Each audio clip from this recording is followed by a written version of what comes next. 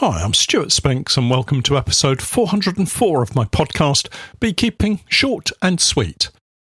Brood breaks, the end of the nectar flow, and the first sighting of wasps in the apiaries all mean one thing for me here in Norfolk. It looks likely the summer honey production phase of my season is over. It's not too late for some queen rearing though, and I'm going to give it another try.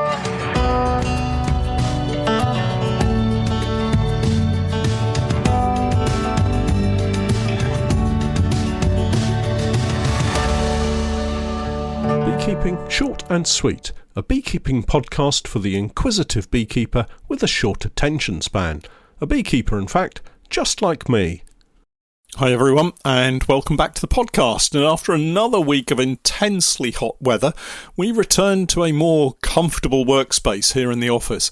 It does look likely that we may well be in for a prolonged dry spell, with more manageable daytime temperatures, but the forecast towards the end of the month is for a return to very hot weather. That's very hot weather for us here in the UK, of course. I appreciate that we really are very lucky generally with the weather conditions that we have compared to other areas in the world. Inspections over the last week have been very interesting. Several of our strongest colonies have some very weighty supers on them. Remember, I'm using Langstroth medium boxes for honey production. For those of you using national supers, the Langstroth will hold somewhere around maybe 15 to 25 or even 30% more honey. So perhaps as much as 18 to 20 kilos in total, and adding that to the weight of the wooden box frames and wax, it probably pushes the gross weight upwards to 22 plus kilos. Who needs a gym membership for a little weightlifting, eh? It's time for these boxes to come off the hives though. I've noticed in the last couple of weeks a significant drop-off in the amount of nectar being stored and honey being processed, and that is in line with the way this season has developed from the very earliest spring start of maybe 2 to 3 weeks, 4 weeks even, very, very early. It feels like this is becoming the normal state of affairs these days, having seen it happen in previous seasons fairly regularly in recent times. One of the main reasons for getting these boxes of honey off now is to move all of the bees in the colony down into a congested brood box in preparation for splitting and the addition of the final batch of queen cells for this year. I want to come back to this topic because I've had a few issues of late and I want to explore this further. The apiary that I'm focusing on for these splits is over at the farm, and here we've had an interesting and productive season so far, and I think we're now drawing to a close. The bees, built up very fast in the spring, delivered a decent crop of spring honey, threw up a few swarms to keep me on my toes, particularly recently it has to be said. The summer nectar flow has been pretty good too, and I have no idea where they were getting the nectar from during those summer months. I'm really pleased that they did find something though. Recently we've had a few more swarms and attempted swarms, and also several colonies taking a brood break. Could this be caused by the extreme heat, perhaps? I think maybe a combination of conditions has caused this. A sudden dry up of nectar, those very, very hot conditions, crowded brood boxes, and several colonies have decided to take that summer holiday.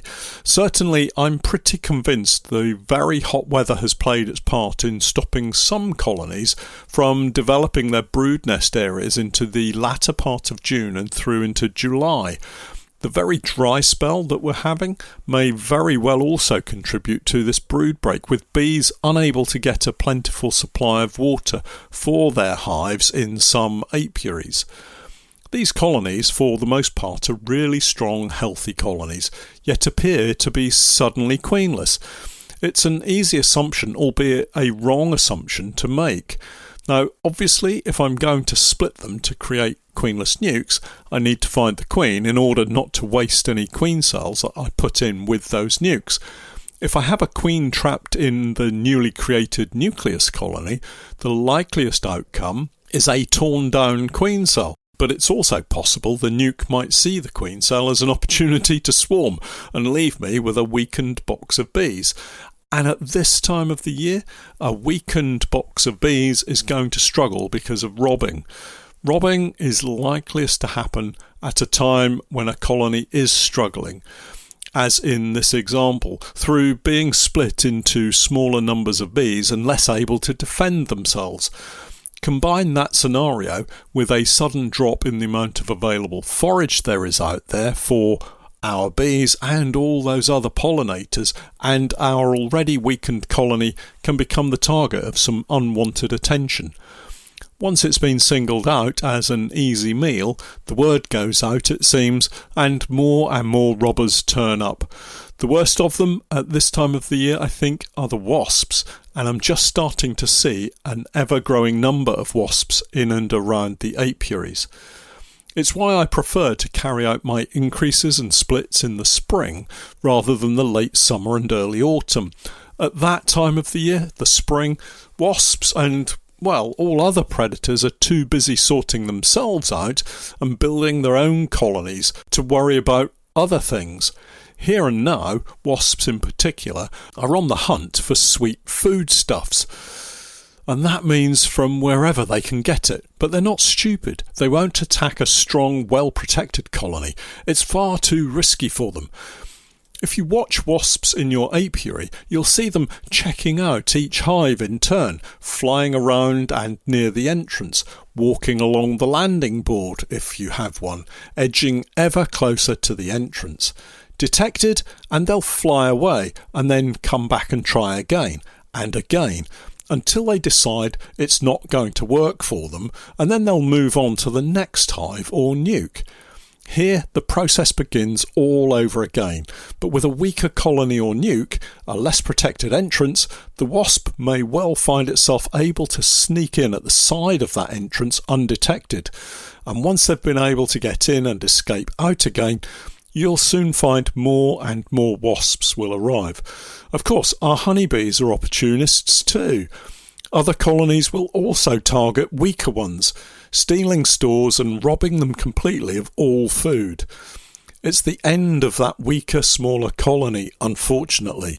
And here I am, creating smaller, weaker nucleus colonies to add queen cells to, right at the time when these wasps and bees are looking for an easy meal. So, having made that mistake before, I'm not going to mess it up this time round. Fingers crossed. Any nukes I create will be super strong.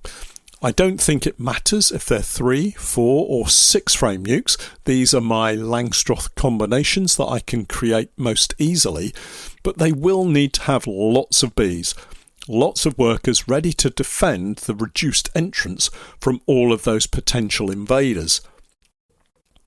So, with this in mind, and back to the main point, if indeed I had a main point with today's podcast, with the honey removed from these very strong colonies, I can make up several 3-frame nukes from one colony. Actually, 2 3-frame nukes and 2 2-frame nukes. But what I will do is add an additional frame of brood from another colony to the 2-frame nukes, making them up to the full 3 frames in total. My current plan, yes, I do have a plan, well, kind of, but my current plan is to create another 20 nucleus colonies for the queen cells from those colonies over at the farm apiary. Colonies that are currently queen-right will need a slightly different approach to those that are queenless, and I do have some that are queenless. The queen will go into her own strong nuke to overwinter, and the remaining frames will become the core nucleus frames. If you've seen the process I call 2 nukes from one parent colony, this is the kind of method that I'll use, only the parent colony will be reduced into a nuke box rather than remaining in a full-size hive. The reason for this is that there are going to be a number of brood frames that I want to remove because they're just on the old side and are getting to the point where they're really just not useful in the brood box anymore. Rather than overload the brood box with frames of foundation, having reduced the effective number of bees that queen will have with her, I'll keep the best frames and simply remove the older ones, reducing the queen-right colony into a 3, 4 or 6 frame nuke. To complete this process, I'm going to need a supply of nuke boxes, and as luck would have it, a number of the nukes created earlier in the summer are now bursting with brood and food and are ready to go into full-size hives themselves. I've been using those Paradise Honey bee box nukes, which take 6 frames. Some of these I've doubled up, and one even has a triple box setup. The doubled up boxes have 12 frames, obviously, and the triple has 18. This means I'll have some spare available frames that I can use to help these nucleus colonies into full-size hives with maybe 1 or 2 frames of foundation. Some of these nukes will easily be able to cope with it, and of course I'll be checking the health of these nukes before I move any of those frames around. That's going to free up the nuke boxes for my splits for the queen rearing process over at the farm apiary. I'll let you know how the process unfolds. Hopefully I can keep them strong and keep those blasted wasps away.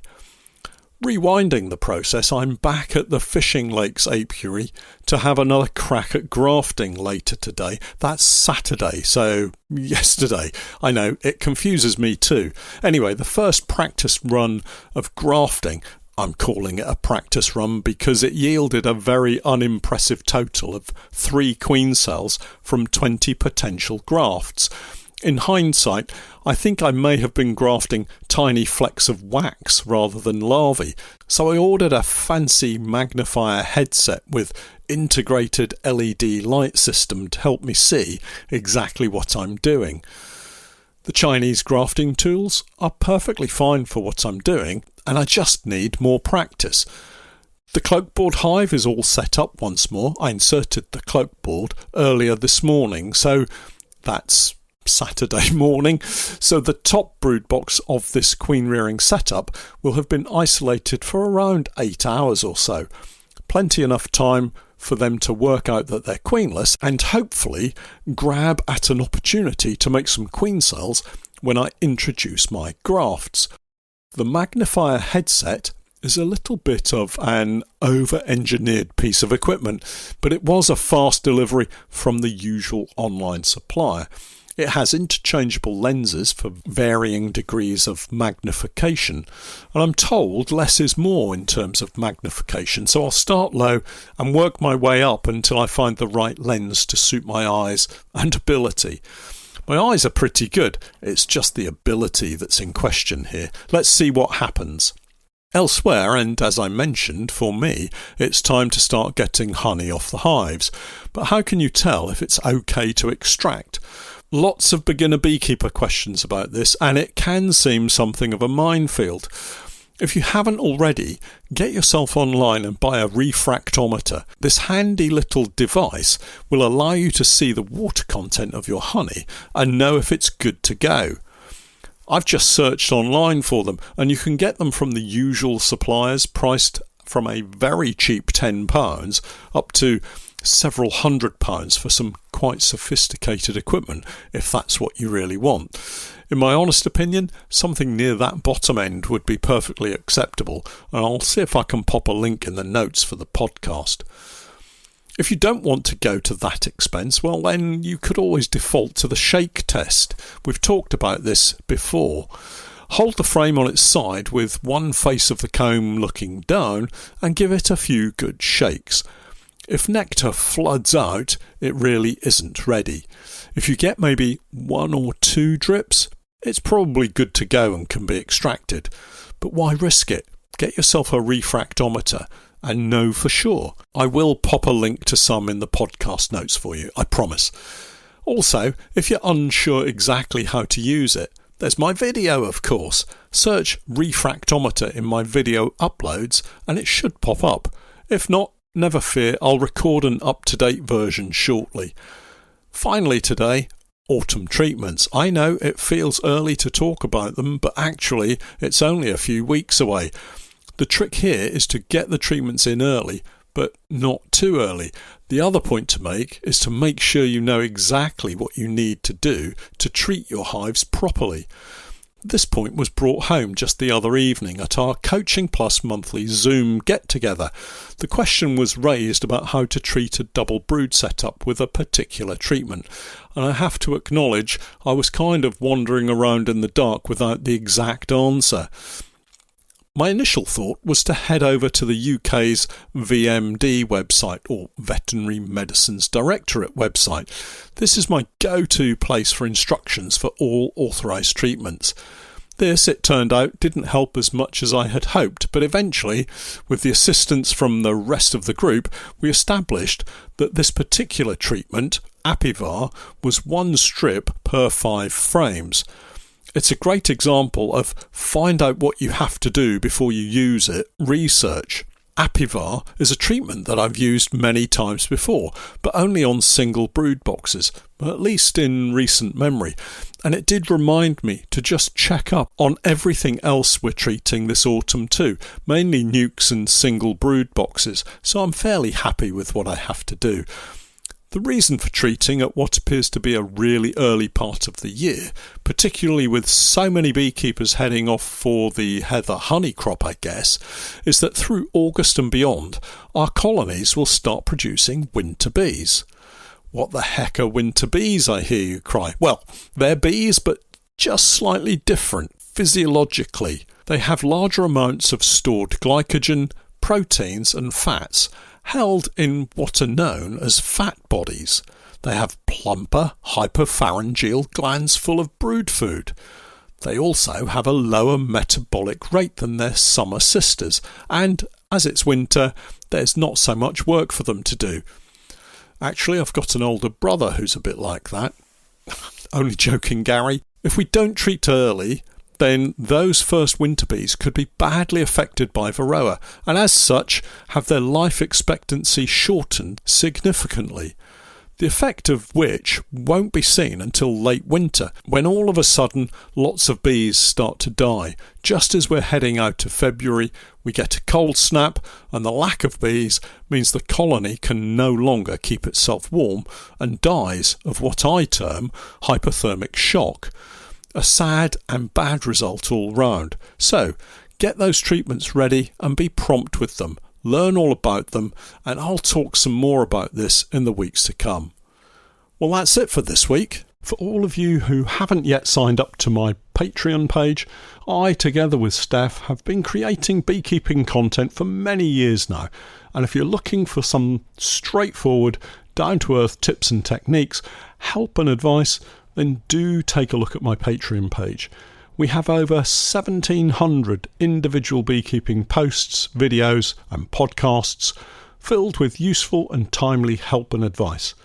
My approach is pragmatic and calm, sometimes entertaining, but always with help and support for the beekeepers at the heart of what I do. I keep my videos short and concise wherever possible, no waffle, no flannel, just honest beekeeping advice from years of keeping bees. Take a look and join me for the new 2026 beekeeping season. It'll cost you less than a jar of honey, and you never know, there may be something there that will help improve your beekeeping.